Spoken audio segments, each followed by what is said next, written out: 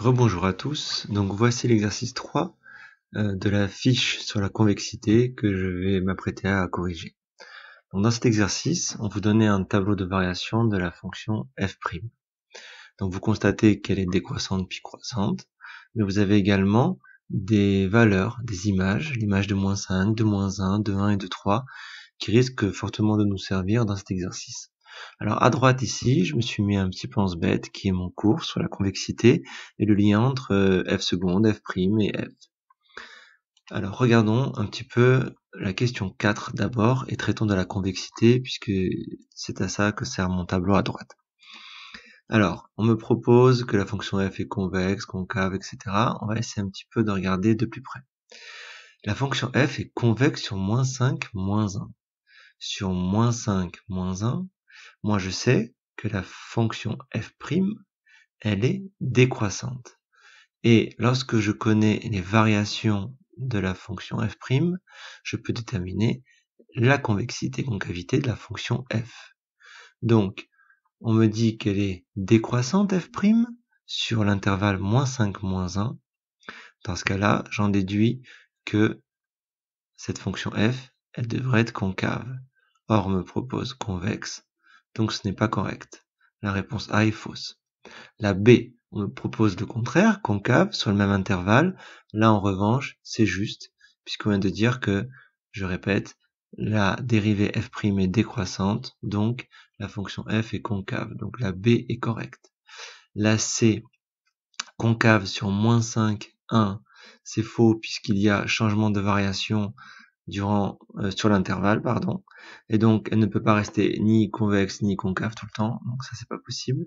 Et convexe sur -5, 3, pour les mêmes raisons, il y a changement de variation sur l'intervalle -5, 3 pour f', or il faut qu'elle soit strictement monotone, vous voyez, croissante ou décroissante, pour en déduire la convexité-concavité. Bien, revenons maintenant à la question 3, qui s'apparente à connaître la croissance-décroissance finalement de la fonction f. Alors dans la question 3, il n'y a nullement nécessité d'utiliser ce tableau, puisqu'il n'y a pas de lien avec de convexité-concavité en soi. Ici, il faut tout simplement se souvenir que le signe de la dérivée donne les variations de la fonction f. Donc croissante sur -5, 3, dans ce cas-là, il aurait fallu, ou il faudrait, on va regarder, que la dérivée soit positive sur -5, 3.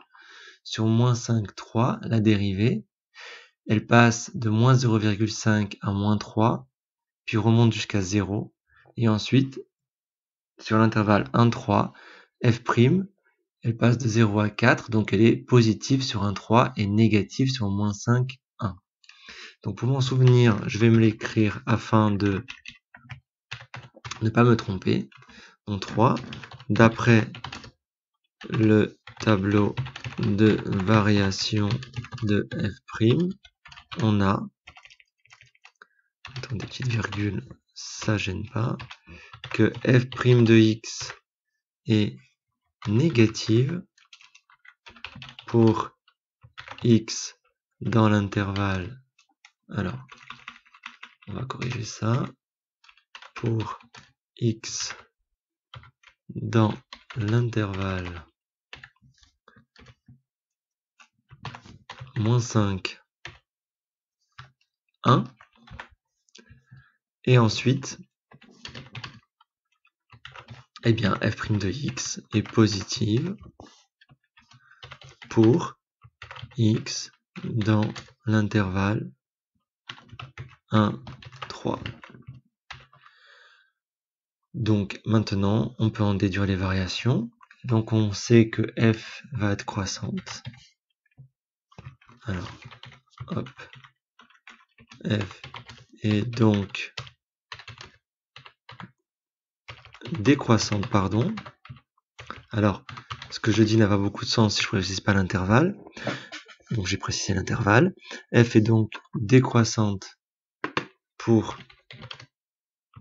x appartenant à l'intervalle -5, 1 et croissante sur l'intervalle 1, 3.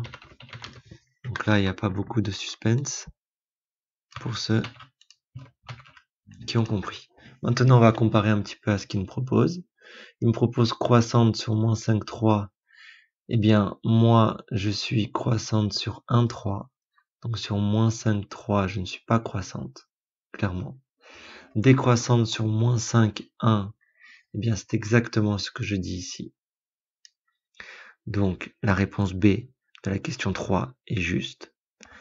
Et la réponse C, décroissante sur moins 5, 3, ce n'est pas correct. Parce que vous le voyez bien que je ne suis croissante que sur 1, 3. Et croissante sur moins 1, 3, de nouveau, pour les mêmes raisons. Eh bien, ici, entre moins 1 et 1, je vais être décroissante et non pas croissante. Donc, la bonne réponse est la A. Croissante sur moins 5, 3, pas du tout, c'est la B, pardon. Et pour la question 4, que j'ai répondu tout à l'heure à l'oral, on en déduit que la fonction f, eh bien, elle est concave sur moins 5. Donc, moins 5, moins 1, la bonne réponse est la réponse B. Je vous laisse traduire ce que j'ai dit à l'oral à l'écrit pour la question 4. Et cette vidéo est maintenant terminée.